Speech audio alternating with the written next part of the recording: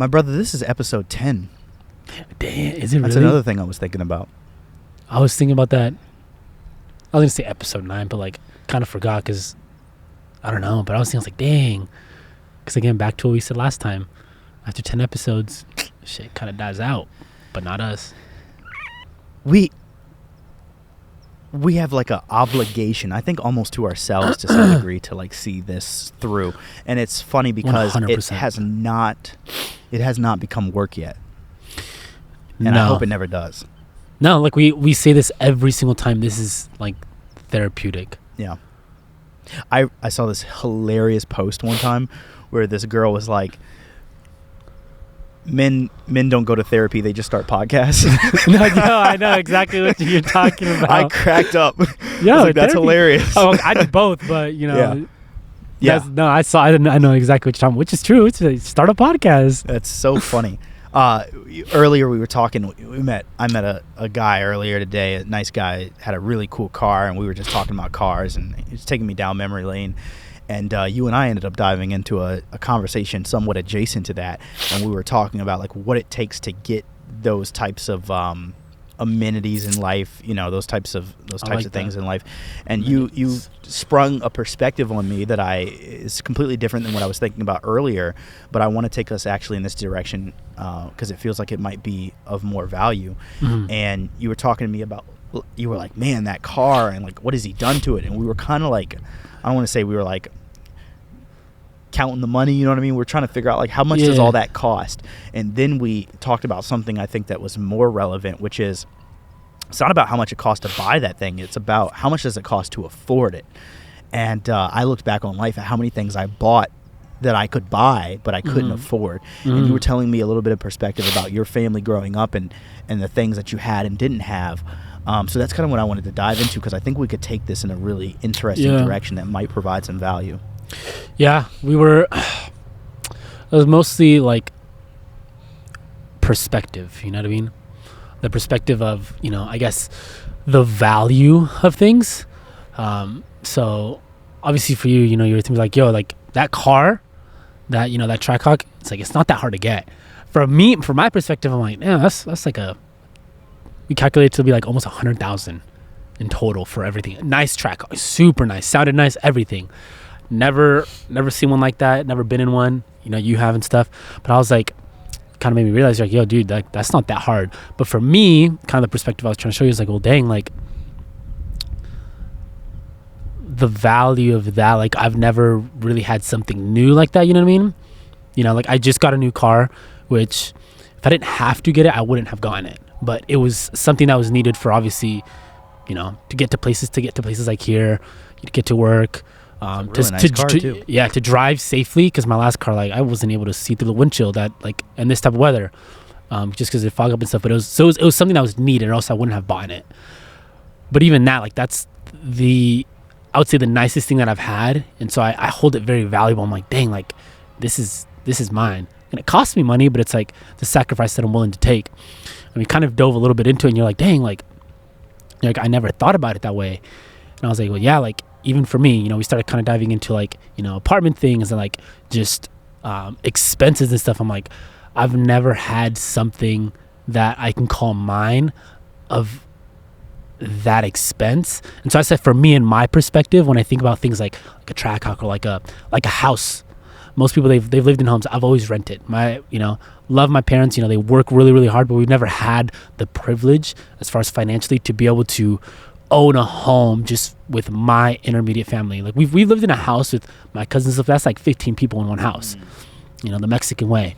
But never like an actual house that was my mom and my dad's, and it's like, we're going to go to mom and dad's house, not their apartment, but their house. And so I've never had the privilege of having that. So I know for me, when it comes down to it, when the time does come, because it will come, that's going to be something else that I'm like, that other people are going to look at it just kind of like, oh, it's just a house, dude. And I'm like, yeah, to you it is, but to me it's like, my family's never had that. So same thing, even with something as simple as a car. Like, my family's never had like a brand new car. Yeah. I drive now a 2023 car. Like, we've never had that. So it's like, now seeing the value of that, I'm like, it was interesting to see both of our perspectives in a respectful way. which is what I liked, and which is kind of what we're going to dive into as far as that. Which, interestingly enough, all I cared about when I was trying to explain it is I was like, man, I really want to get my message across in that moment to Andrew and like tell him how I feel about this particular expense. And then I was like, wait, but I have to be careful on how I say this stuff, because you had already said something that led me to believe that I was like, oh, wait, hold on. I'm so privileged in situations that I've been in. My mother worked her butt off. And your mother's a badass from what I've heard. She's a bad. She is her. Yeah. You know what I'm saying? She's her. My mom is her. And so like I was like, man, I gotta like make sure, because I care so much about you. I was like, I gotta think about how I want to say this to Andrew, because I was trying to relate to you a very non-essential point. Now that I look back at it, I was trying to relate to you like Andrew, it doesn't take this much to get this thing. And then I stopped and had to listen to you, and I was like, wait a minute. That's such a privileged perspective, because when we think about the word privilege, we often don't see it in its entirety. Privilege is much less about what you can afford or what you can do, and what I think is missed in privilege is the vision of what is possible. Like, when I looked at that, I saw something easy to obtain. When you looked at it, you saw something near impossible. Am I right or am I wrong? Yeah. No. Well, yes. In an instance of like not near impossible is something I'm like, dang, like that's gonna take a lot. And I looked at it like something like, I can get that right now. Like, why couldn't, you know what I mean? Yeah. Even and it's so interesting that you and I aren't at two totally different places in life. I'm not making drastically more than you. You're not making drastically more than me. You know what I mean? Like, yeah. Like, if you are, let me know so I could come live with you. Let me know. Hit the lottery real quick. I know facts. Please do, and take me to Bora Bora. I genuinely have to say this. I didn't realize, like, oh, like, my mother worked so hard, even though it was in Virginia, and even though, of course, the land, we were joking. We were like, this little stretch of this, like, little piece of land we're sitting on, La Jolla, is probably worth as much as the house we owned in Virginia. Which is hilarious to think about the huge difference in coast to coast. Yeah. Right? But that aside, just to live in a home, the stability of a home, the stability of, like, you said you lived in a home, but it was like 15 people that were in that home. Yeah, it was like 15. It's like 15. Yeah, like 15. It was 3 of us. It was me, my grandmother, my mother. Like, I got to run up and down stairs. I got a whole room. There was a guest room. There was another room. There was 2 rooms that people weren't even occupying. Bruh. We didn't have one of those. Like, dude, every room was occupied. Every room was occupied. Even the den. The den. That was a room. Yeah, there was 2. Oh, if you include those, it gets. And to me, I'm like, oh wow, what a privilege it's been. Now, once again, is a huge cost difference, because in Virginia that cost significantly less than it would cost here. Yeah. But still, what a privilege it is to live in a home where you have so few people and you have space to think and learn and grow and develop as an individual. I think that's probably half of why people develop to the degree that they do, is like, dude, you had space to be able to think. I had brothers and cousins and sisters and aunts and uncles that were all running around, and I couldn't think because you have so much. I often compare life to, when I'm trying to simplify it, I just think about it in a binary concept of input and output. Like, output is everything that you put out. Your voice, how you smell, the way you look as a person is all output, right? But input is everything coming in. The sound of that plane in the background, the wind hitting our backs right now, you saying, like, yeah, Reg, I feel you, or whatever you say back to me, right? The birds that we hear, everything is input. And when you're in a space where there's a lot of input, it's irrefutable that it's harder to learn in those spaces and grow. And I don't want to get too far away from perspective and privilege, rather, and how important privilege is. But I just wanted to touch on that and how important it is to think about the inputs and outputs of life and how people are able to deal with things based on their environment. It's such a key thing to focus on if you're raising someone, or even if you're just, I mean, like for you and your friends, or you and your lady, or you and your mother, like, if you pay more attention, if we pay more attention, we'll probably be able to tell the difference between when they're doing well mentally and not, by how much input they're receiving into their lives. Yeah. Like, how peaceful is it? That's why when people want to go vacation and they want what they call peace, they go to an island somewhere where the only thing that around them is waves and sand and there's nothing else. There's no job calling them. There's no friends telling them their issues. We get to those places, like when I went to Yosemite, like I kind of want to do Yosemite. I've done it the past 2 years. I kind of want to do it every single year because when I go there, there's so much peace. Everything is just quiet. It's just quiet. You know what I mean? Like I could just enjoy peace. And that is a privilege. Peace is a privilege. Some people don't have the privilege of peacefulness. And that's so important to think about. But I digress. Going back to the original point that we were talking about, when we look at that privilege, it also affects our ability to see things or have vision.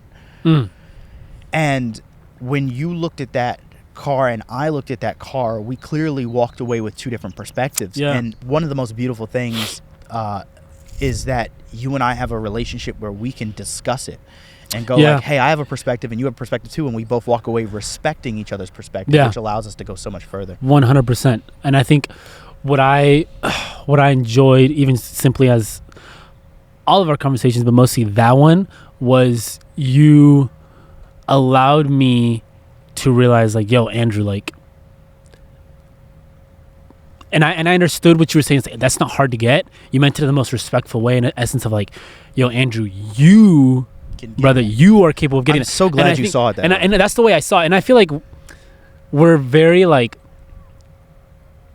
respectful. We don't want what we're like the message we're trying to get across to come off like as rude, which we both understand. But I did see it that way. I saw it as a like. I'm so glad you did. I was like, oh dang, like Reg sees, and I saw it somewhere. I think it was earlier today or yesterday. Where it's like, I think I sent it to you about the high valued, where someone stays. It was about a woman stays with you because she sees you as a king. She sees what you like. What was it that it was? It was something along the lines of like, a woman doesn't see you as far as a partner for the fact of like the things that you have. I can be a maid, and she can still see me. She's like, I'm gonna see you as the king that you're gonna become. Gotcha. And the same thing. That's the way I saw it. I was like, dang, Reg sees me not for who I am right now, but for the fact of like, dude, you're capable of getting that plus more. Because we even talked about, the guy you were talking about, how, his wife wanting a GTR. Both those cars in general, it's a lot of money. And I was like, dang, this man probably makes this. He's like, and you broke it down for me, like, bro, if he was making this much money, he could probably easily get both of those easily. And I was, in my head, I didn't see it that way. I was like, oh, you need to be making X amount of money. You need to make, it's like, no. And so I definitely appreciated it. And this isn't the first conversation we've had like this. We've had several where it's like, where I think, from my perspective, I'm like, dang, that's really hard. Not in an essence of like, not in an essence of like, oh, I'm not capable of doing that, but of an essence of like, that motivates me to work harder in order to get that. But you've helped me a lot of the times to be like, no, this is how you got to do it. This is how we're able to do it, and you're gonna easily get that plus more. And I'm like, oh, what the? I'm like, damn. I was like, all right. And again, I think that's kind of what we were talking about before. Is like who you surround yourself with, and the different mindsets, and how they're able to help you kind of open up that perspective of being like, we're capable. We're definitely capable. Yes, that's nail on the head. Capable. Like, I said this on the last podcast, and should have came out last week. And I said, 2 weeks ago rather, and I said, sometimes people see the gems in you before you do. Oh yeah. And I see that with you. I see that with Cristobal. I even see it with people who have reached a certain level of success, like Chris G. Like I look at Chris, and Chris is like, dude, like I'm here, I can do it. And I'm like, bro, you're not there. Like in my mind, I'm like, Chris, you have no idea the capacity that I believe you're capable of. That's crazy. I was thinking about that. I was like more like in my own head, but I was thinking that same thing and being like, hey man, Chris G, like he's up there, but I'm like, bro, it's not even close to what that man can do. And I think about you that way. I think about Cristobal that way. I think about Cristobal a lot. Because when I look back at Cristobal, who's my brother, and he's up in Fresno, he'll be down here later this year, and I'm super excited about that. And that's what we'll touch on next, is the collaboration of like minds. But when I look at him and how far he's come, I wonder sometimes, can he see it? And I'd have to imagine he can't, at least to the degree or the perspective of me, like from my perspective. Yeah. Because I'm looking at him like, bro, you were over there, and now you're like way over there. Like look at all the things you can do. Look at what you've accomplished. Look at how far you've come. Look at the people that you've invited into your space and the people who want to hold space with you. And I'm not saying that he looks down upon himself in any way, shape, or form. I think he knows he's a king, but I see him and I'm like, I still always, and I have to watch myself with you guys, because my vision for everyone is sometimes I don't always know the best way to communicate it. Like, I kind of always have to put it through a filter, because what I really want to tell you all is that you're gods among men. Like, tell me that, like motherfucker, you a god among men. You're a god, like, and I don't want to be sacrilegious, and I don't want to be rude, and I also don't want you to go, whoa, Reg, like, dude, I'm just trying to take this next step. But I see you at a finish line that is so far up that I get worried that you might get upset with me. Like, dude, like, because it also means that the standard that I hold you to is high, and you're going through so much in life currently that I'm like, can I gotta be careful on how I push and what I say, because sometimes I want to go, what the fuck are you doing? Like, go fucking harder. And then I'm also like, wait, but look how far they've come.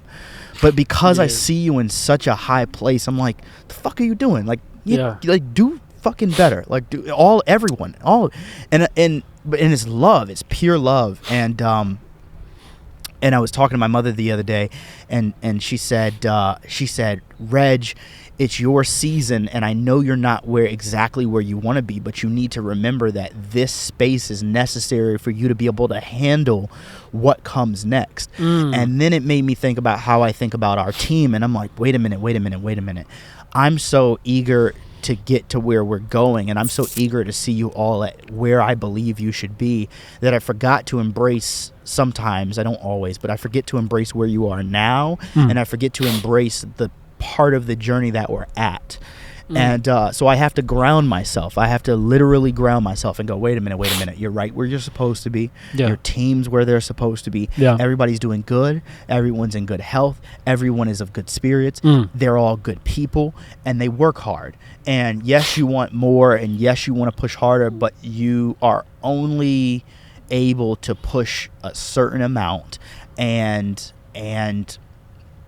you have to be cognizant of what people are going through, despite where you want them to be. And that's a lot of that's selfish. Like, a lot of it's like, it's selfless because I want more for you, but it's selfish because I'm only looking at it through my lens. And I forget, like, when you're in a bad situation, I'm really good at when I'm in a tough situation with somebody, stepping outside of my shoes and stepping into theirs. Well, why can't I do that when I'm in a good situation with my friends and family? Like, I want more for you, but I forgot to step out and look at how much you've been going through. I want more for you because I'm not thinking about the struggles that you're currently going through. I don't know, just something I wanted to admit. I'm like, there's a lot to process. Yeah. No, I think so. A lot of points to touch. The first one, as far as, and I'm pretty sure, I don't know if it was this last episode or the one before that, where we touched on the fact of, like, us as men naturally don't look at our success and how far we come. And I think it was this last episode where I was like, dang, yes, I've now had to do better. I've done it before, but I haven't done it in a while, where I've had to look back and be like, holy cow, Andrew, you've come a long freaking way. I think that's the same thing with Chris G, with Cristobal, even with myself, where we are very much these men that are like, oh man, like I'm not where I want to be, and you see us as those gems. You see us as like, man, you guys are fucking kings among, peasants, whatever you say. And it's like, we don't see ourselves that way because we're just very much like, we just want to be there already. And I also think it's because you're in it. Yeah, that too. And it's like, I know for me personally, I'm not going to speak for everyone else, but I know for me, it's like, I see it, and this might kind of go off the BNN. Like, I'm always wanting more, because I always tell you, even like little stuff, I'm like, yo, how can I help you with editing? Even though I can't fucking help you with editing right now because we ain't, it's like I don't have the computer right now, things like that. We don't have the space right now, and it's like schedules, things like that. But I still ask you because I'm like, maybe if he does say like, hey, can you do this, and be like, you know what, I'll figure it out. Yeah. Or I'll see if someone's able to help me, shit like that. But I've sometimes even looking at him like, damn, like what more can I do? What more can I do? And so for me, you have the means to be like, yo, can you do this? Can you do that? Like, put more on me to see that success. Like, allow yourself to, like, I guess, communicate that in a sense of, like, the way you see us. Does that make sense? Yes, but, and I hate the word but, and my team at work laughs at me, because they like, Reg, when you give us direction, you never say but, you say however. I go, yes, however. I got that from my mother. Yes, however, part of I care about you all so much that I worry about how much I give you because I know how much you're going through. It's such a hypocritical thing to say in this moment after I just spoke so much about how much I see for you guys. It's like, I see you for where you can be, and yet I'm worried to try and overload you to get there. And it's every single part of that is out of love, but it's kind of like a parallel to no good deed goes unpunished. Like, sometimes you care too much and you are either overbearing or you isolate somebody from lessons that they need to learn. So I'm trying to become a better leader, not over you guys, because I will never be that. And even at work, I am a leader at my job. I'm in charge. I'm in the head of command. But I always remind them, like, I don't like the term your boss. I don't like that. Yeah. I don't like that. Makes sense. And I've never wanted that with us. And for fear of diluting this point too much, I'm going to stop there and just say, I'm going to try. And I'm a little bit we're not going to wait for this point to come. We're going to still develop until then, but I'm a little bit more excited about trying to really unlock the true potential that we all have when we do it together in a collective space. Yeah, I think that's definitely, and I've realized it too, even with, not that it's holding us back, it's just like, I wish it was already fucking July, you know what I mean? Yeah. Where we were like, and I know for me, like, there's going to be a lot of things come July that I have to figure out. Yeah. This is me, believing in God, like, he's going to work through that. Whatever happens, happens. But I feel like even then I've always thought, I'm like, damn, I just know, like, I can do more. I know probably Cristobal probably feels like, man, I could do more. Pretty sure Chris, same thing, but it's like, but we're not all in the same, we don't have a space to call, like, boom, come through, do this. You know what I mean? We're kind of all, like, doing the best we can, separated. Yeah. The hard part about it is that we've decided to do okay. Let me see if I can get this out. The vision that we all have is so large that we know we can't do it alone. Oh, 100%. And we don't want to. Period. Okay. Next part.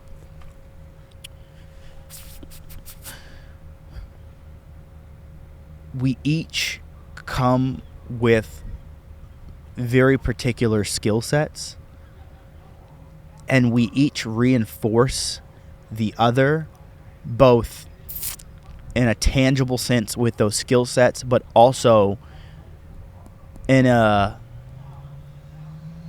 another sense, which is the motivation that we amplify when we're around each other is kind of like the way that G-forces work on a plane. Like, people think 3 Gs is 1 greater than 2 Gs and 4 Gs is 1 greater than 3 Gs, and it's not that way. It is actually a multitude. So, like, 6 Gs is actually probably like 3 or 4x what 3 G's is, or 4 or 5 G's is. Like, it doesn't work in this very linear motion. It actually is this very upward swoop. And I think part of that is because of, when we're around each other, we're more motivated, but also when we're around each other, we feel a much deeper obligation to see the team member to our left and right succeed. Yeah. And 100%. I also think that we just enjoy each other's company. And we kind of, I can't speak for you guys, but I think I can. I don't want to do this alone. Like, I'm doing really good at my job right now. And it's providing enough for me to be somewhat comfortable. And if I wanted to just invest in my 401k, max out my IRA every year, and then do a little investing on the side, and then learn my skill sets outside of work, which right now is like the videography stuff. If I wanted to learn that very particular skill set alone, I could. And I could develop it. And I know exactly where I would take it, which is like real estate and mainly real estate photography and videography. Because I've just seen some really good successes in being able to make some really good money in that space. But I'm like, that's not even close to the height that I want to reach. Yeah. And I've already invited these beautiful people like yourself into my life. It's mainly you, myself, Cristobal, Chris G, Mike, who's overseas, still serving right now. And I still think about Mac a lot, even though he's going to be moving at the end of the year. I still think about Mac. Really? Yeah, he's moving to Virginia. Shout out to Mac and Jen. But I still think about him very much as a part of the stuff that we do. And there's a few other people that I could think of as well, but mainly you guys. I really think about you guys, and I'm like, there's no way that I can look at all of this potential that we all have, and we found such a symbiotic relationship where we've all at least met or talked. Yeah. Like the furthest relationship is probably you and Cristobal, because I think you guys haven't actually met in person yet, have you? Or you did one time, One right? time, but it was very like briefly, 5 seconds. Very briefly. But just for you guys to have that business call the other day, and I got to sit in and just listen to what you guys were talking about and give my little 2 cents and contributions, I'm like, oh, there's the chemistry's there. And you also had the adhesives of myself, who was able to come in and say, like, this is how Chris moves, this is how Andrew moves, this is how I think we can work together, and let's make it happen. I just see so much for us that I'm like, there's no way I would be turning over in my grave if I left this earth without at least trying to do this thing we want to do as a collective. Yeah. Like, and so the point, just to get back to some value for people listening, what we're trying to tackle, and I'm probably doing a poor job of it, and forgive me, we're very new to this, but what we're trying to tackle here is the value of finding a really good team. And that's where I stopped in the past. It's just finding this really good team, but finding a really good team and learning to collaborate, and then doing your best to get yourselves into a collective space.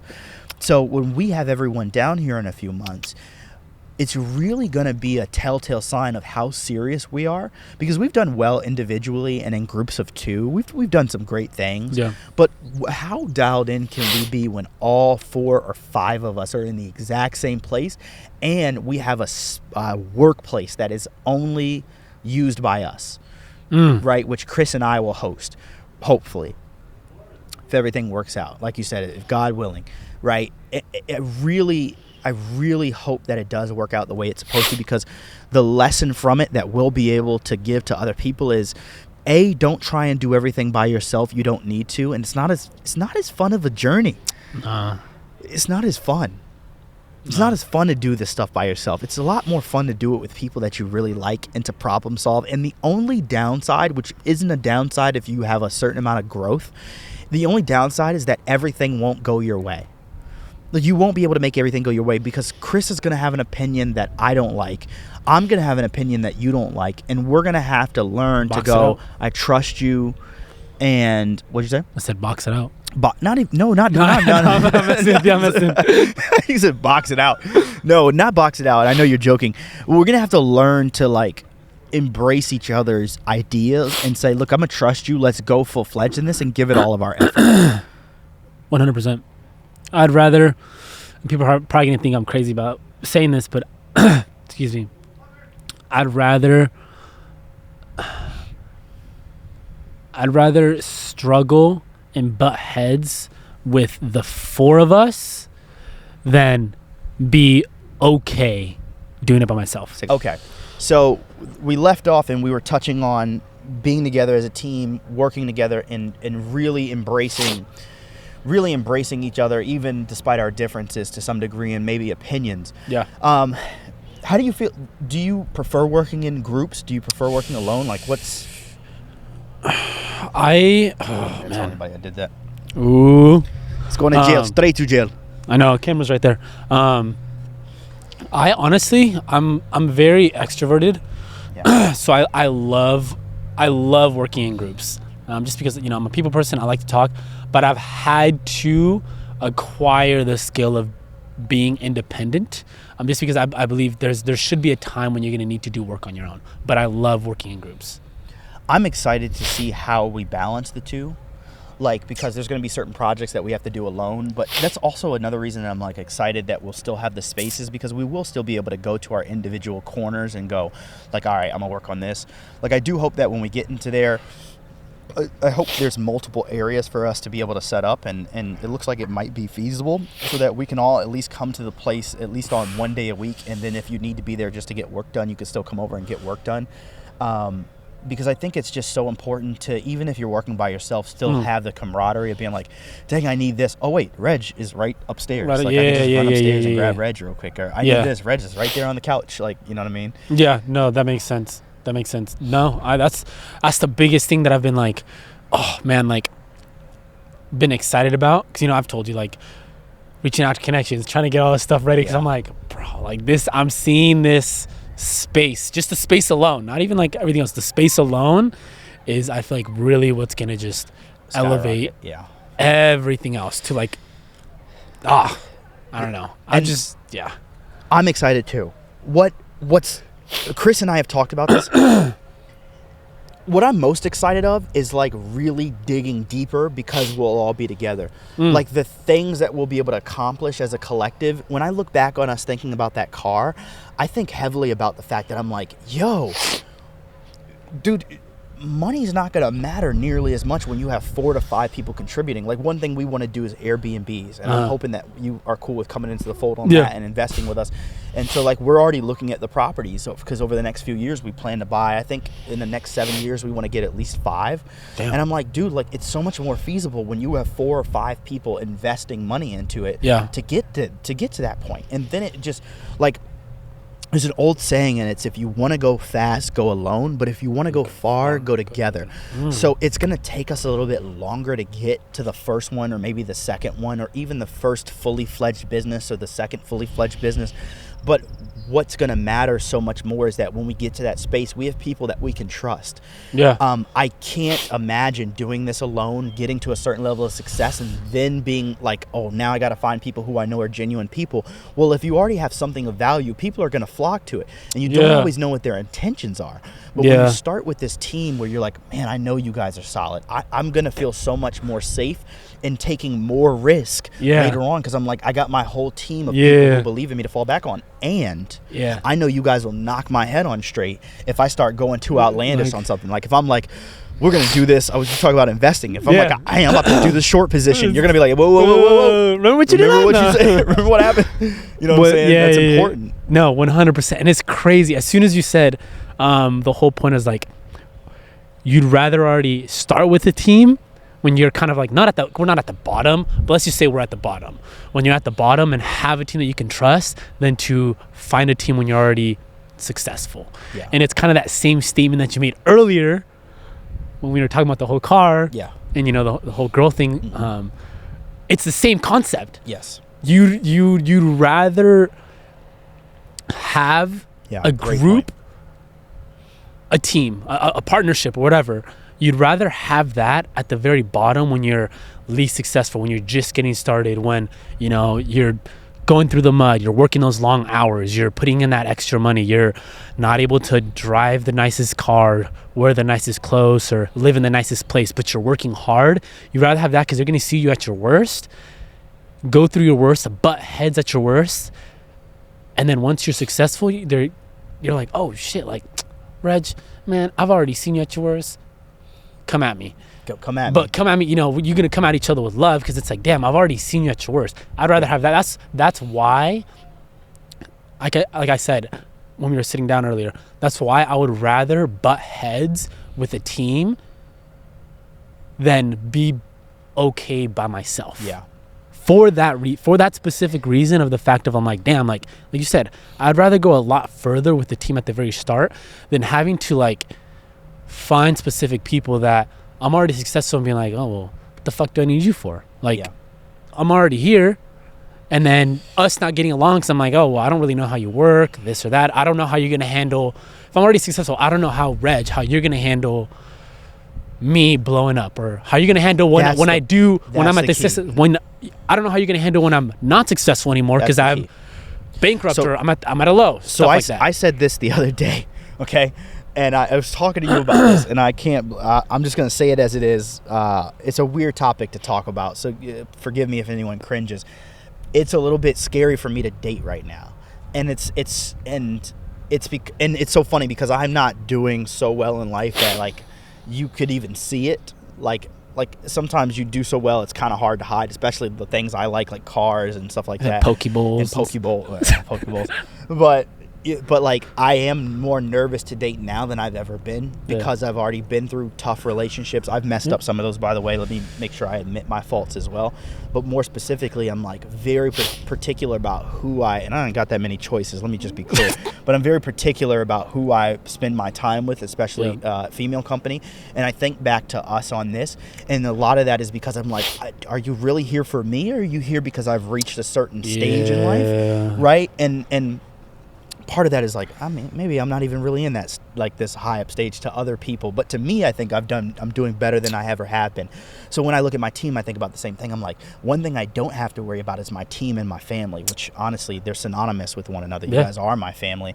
I genuinely am like, I don't have to worry about tomorrow, exactly what you just said. Yeah. If I hit the lottery or if I do really well in this space, let's take the lottery out and let's take random occurrences out. One of the most beautiful things about this, and I'm going to talk about a later in life moment too that I've been thinking about recently, but one of the more beautiful things in life is if I do well tomorrow, the reason I don't have to worry about how my team feels is that my team will also be doing better tomorrow. Because there's no way with the way that we're so ingrained in each other's lives that I do well and you guys don't do well. It wouldn't make sense. Yeah. It wouldn't make sense. Like if I figure something out tomorrow, bro, I'm going to be on the phone with you at 2 a.m. in the morning. Like, Andrew, wake up. I need you to wake the fuck up. I need you to wake up. We just figured it out. Who knows when I'm going to wake up? We just figured it out. I don't care. I'm calling you. I promise you. I'm showing up to your house. I'm going to show up to your house. Like you told me last time. You're like, was it Nicole? You're like, yeah, if Andrew's mad at me and he ain't answering his phone, I'm going to hit you. I'm calling her. Dude, I told Nicole, I was like, look, and I said, look, I'll respect it if you don't answer. But if Andrew's got a problem with me, I'm coming, and he won't answer the phone, I'm calling you. Because we're too close. We're at the point now where it's like, we got to figure it out. Like, 100%. I don't care. We're gonna talk about it. Yeah. And I thought about this point later in life. I literally thought about all of us sitting, and I've been so obsessed with the Maldives recently. But I know I'm mentioning it a lot, and we're going next year.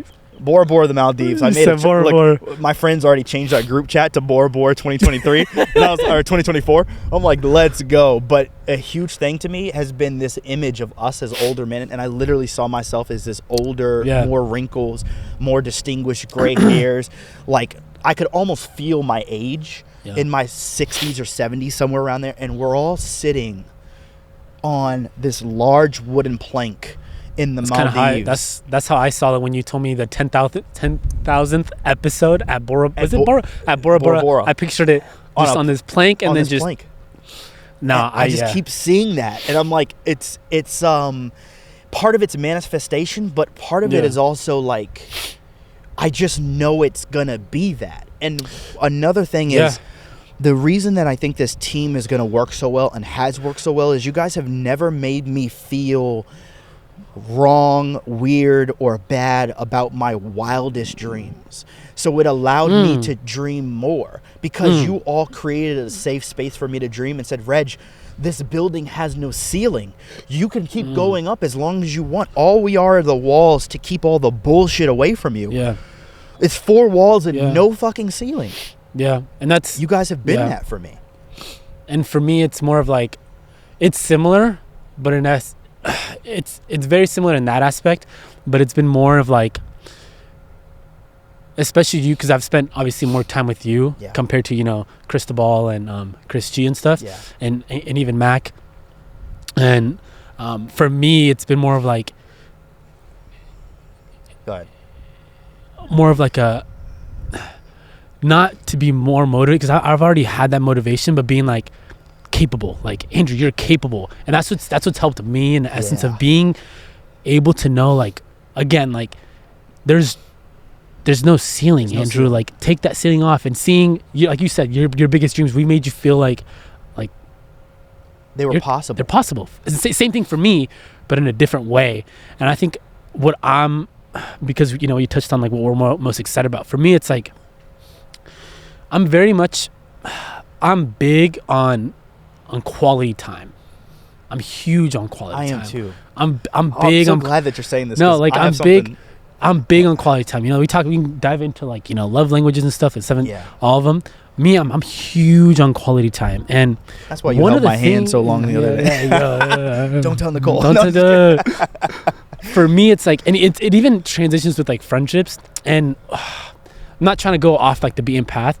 One thing that I've been kind of struggling, that's been on my mind a lot, is friendships. Because I got a good amount of friends. I got some out of state, some from hometown and stuff.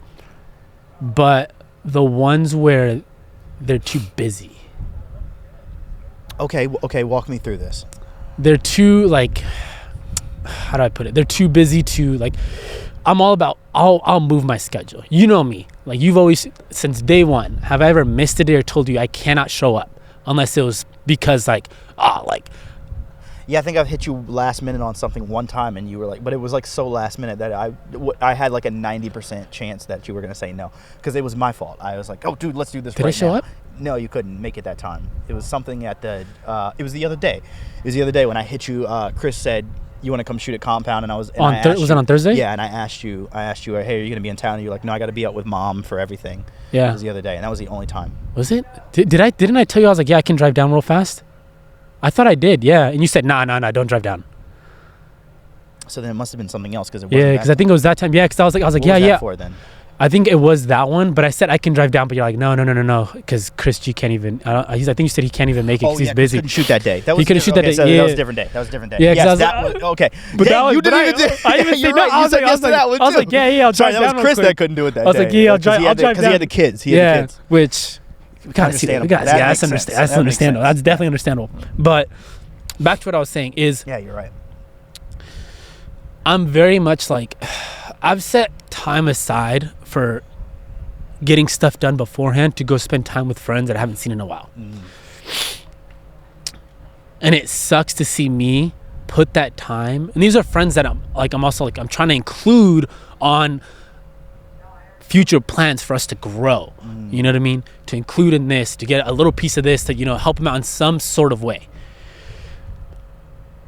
And it sucks to see that I'm willing to do that and have that expectation of them to do the same for me. Does that make sense? And I guess what I'm more excited to kind of bring it all around in a circle is, what I'm more excited is to see the commitment, because you mentioned this, I think it was it today or yesterday when we were texting about commitment? Yesterday, you're like, oh, I'm excited to see how committed everyone is. And I'm like, I know I'm fucking committed. Like, I ain't said no once. Yeah. But to see how committed everyone else is as a collective group, to just simply, and this is I'm a bare minimum motherfucker, to simply show up. Yeah. You know what I mean? Yeah. Because it's very difficult for me to see people that I'm trying, that like we mentioned, that I'm not at the bottom, but I'm just getting started, and I'm showing up for you to be like, okay, hey, this is what I got. Like, let's hang out. Like, this is how we can grow a relationship. Yeah. Is for us to spend that time together. Don't call me and say that I'm your family, and you can't show up for me. And you can't even show up for us to spend simply just time to catch up. Yeah. Not even talk business, but just to spend time. And I think for me, that's the one thing that I've been struggling with, and I'm like, I'm excited to see how that plans out. Yep, that's so solid. I have a close friend who had to break this down for me, because he said, like, dude, like, it's not a lot to just reach out and check in sometimes and just show up every once in a while. Yeah, and especially and you make time for what you want to make time for. That's a common misconception, is that like people try and hide behind this like I'm too busy bullshit, and it's like whoa. Me and Nicole you had could this come see me conversation. one day a month. Like I know we're all grinding our faces off, and I forget. I'm not the best at this, by the way. I forget because I get so caught up in myself and what I'm doing that I sometimes I'm frantic. I'm like, oh my god, I gotta go do that. I gotta go do that. I gotta go. You know what I mean? I'm the like, same way. And so like I literally will forget about people sometimes, and I don't forget about my love for you, but I just forget. And so I've had to become better. I'm so glad that you said spending quality time is a huge thing for you, because something I'm gonna ask you for help on something. Is that okay? I need you and Cristobal and Mike and everyone to help me remember that it's okay sometimes to just spend time with each other and come hang out, because I'm reaching a stage where things are going well with all of us, and we're doing well as a collective, and we're doing well as individuals, and I get more nervous now than ever, because I've seen it fall apart before for other groups or even just for myself. And I think I'm going to end up trying to work myself to death, and thus you all. And I'm going to forget that we should just hang out sometimes. Yeah. So if you guys could remind me that it's okay to just hang out and spend time and like watch a movie or like go to dinner is like a fun thing for me to do. Like it would mean a lot to me, because like I enjoy you guys as people, and I know like they say you like making money with your friends is the best thing in the world, but sometimes we should just remember to just be friends too, because I think about like when I spend time with you, 95% of it, if not all 100% of it, is this is kind of not really business, and we hope it becomes it. But still, 95% is like, let's do a shoot, let's do you know what I mean? It's like, let's do something. Like, we got to remember we should all just go hang out. Like when your lady comes down in a few weeks, I want us to we're gonna go shoot that day anyways, because we have to get it. But I just want us to go to dinner that afternoon and just hang out. Yeah, that would mean a lot. Like we got to remember to just hang out. Yeah, no, 100%. 100%. And I think that's one thing. And this is to you and like even to people in the camera that are gonna be listening. Like this isn't to throw like anyone under the bus. Like this isn't my way to throw people under the bus. Be like, oh yeah, you know, like these specific friends, you know, they know who I'm talking about. Yeah. It's more of just to like. There's an old Mike Jones quote where he says, "If you get offended, then it's about you." Woo-hoo, that would hurt when I heard it. I think. And that's another one. It's like, oh, well, you're just being this, you're just being that. I was like, nah, it's because I love y'all so much that I'm. This is my cry for help, to be like, I just want to hang out. Like, I want to see you. Like, I care about you. Give me, like, I just want to hang out. Like, give me the time of day. You know, like, I've flown out for some friends to their state. I'm gonna say for who. I ain't flown out here. I've flown out stuff out of my pocket. You know, things like that. And so it's like, I guess it's learning to now put my time where I'm seen. You know what I mean? Oh, that's beautiful. Wait, say that. We gotta figure out how to say that. Put your time where you see it being reciprocated. Yeah, like put my time where I've been. Put it where it's valued. Yeah, no, and that's really what it is. And it's not to like be like, Andrew switched up because I didn't want to hang. Nah, bro, you ain't too. Who were you just doing an impression of? Andrew switched up. Oh no, I really don't. You hang out with chain smokers, huh? Andrew. He said you hang out with chain smokers. He said I do. Your friends are gargoyles. I can't do it. I didn't even realize this. Hey, I need that to be every time you do an impersonation. So I need you to do the impersonation. I wasn't even trying to do the impersonation like that. But you get what I'm saying. It's just like, I don't know, man. That's just my thing lately. That better not be how you do my voice. Yeah, Reggie talked to me the other day. He said, "Yo, Andrew." Oh my god! No. Oh, thank you for that moment. That's too funny. Ooh, no, but I feel you. That's. But no, I'm definitely like, for us to hang out. That's another thing. Like, is that quality time? Because I know like we're gonna be working hard. Robbie's gonna be working hard. Yeah. But I like what you said. Like, the one specific day we're gonna dedicate to work. But it's like, show up, have breakfast. Like that's what I was like. Dang, I was like, this is gonna be for Sundays. So excited on the Lord's Day. Nah, when you told me, you're like, oh, well, you cracked mean, me up. you said, you're like, yo, wait, no, I ain't trying to. No, I ain't trying to take that from Jesus. No, I know, but that's honestly one of the biggest things. 'Cause I'm like, I don't know. I guess for me, like, I miss being able to like go put in work, like go work out with the boys, put in the work in the gym, and then be like, yo, okay, like whose house are we going to? We're gonna let's go play video games. Let's go hang out. I'm like, damn, like did that have to die out just because now we have more responsibilities?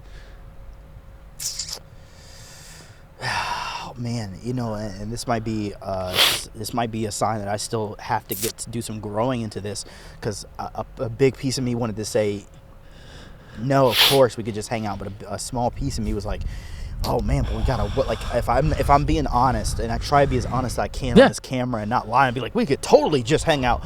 A small piece of me was just like my heart beat a little bit fast, and I was like, wait, but if we spend like, and this is a problem I have, and this might be what your friends are going through too, to some degree. It might be different, but a small problem. I've been seeing this them Instagram stories. They be showing something different. Yeah, something else. So for me, it's just like I genuinely am like, if we ain't putting in work, it's hard for me. That's okay. I go and hang out with people I care about. Damn, you don't care about me? It's everyone, and my heart beats a little bit faster when I'm there, because in my mind I'm like, dude, what could we have been doing to move forward? That's fair. And I have to, you guys have to help me figure that out, but mainly I have to figure that out because it's unhealthy. Yeah, remind yourself of that individual that you talked to me about at the bank. Yeah. Remember that story you told me? Yeah. Because I feel like that's the first time I've seen you being like, damn, I don't want to end up like that. Yeah. I think that's what you just got to remind yourself and be like, whoa, like my whole life into it, and be like, damn, I didn't get to spend time with, you know, when Cristobal has a kid, that enough time, things like, you know what I mean? Yeah. But that's really what you got to think about it, because that's how I am. I'm like, I'm gonna tell this story. I was at the bank, and we'll end right after this because I think we're running out of time. But I was at the bank, and it was a really good day, Andrew. And I know you know this story, but for the people, I'll say this. And a guy came in and said, I need the information to be able to receive a wire transfer. And wires are usually how you receive large sums of money. Yeah. Very secure system. And so I'm getting the information from him. I was like, oh, what's the, I'm doing my job. I'm like trying to dig. And I'm like, and we had met a few times. I already knew he was well-to-do.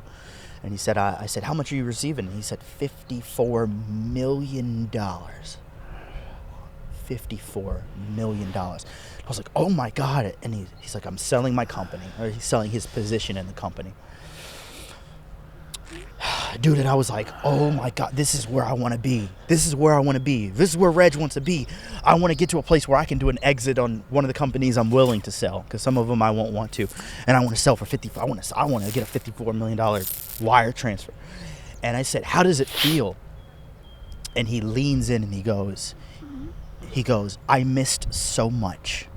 And he was like, I missed my kids' games. I missed anniversaries. I worked 100-hour work. And I'm just like slowly like falling back into my chair, because he's like almost leaning over this table, and this anger came up from him. And I was like, well, but you're only in your 50s and you have it now. You can live the rest of his life. He's like, you don't understand. I missed so much.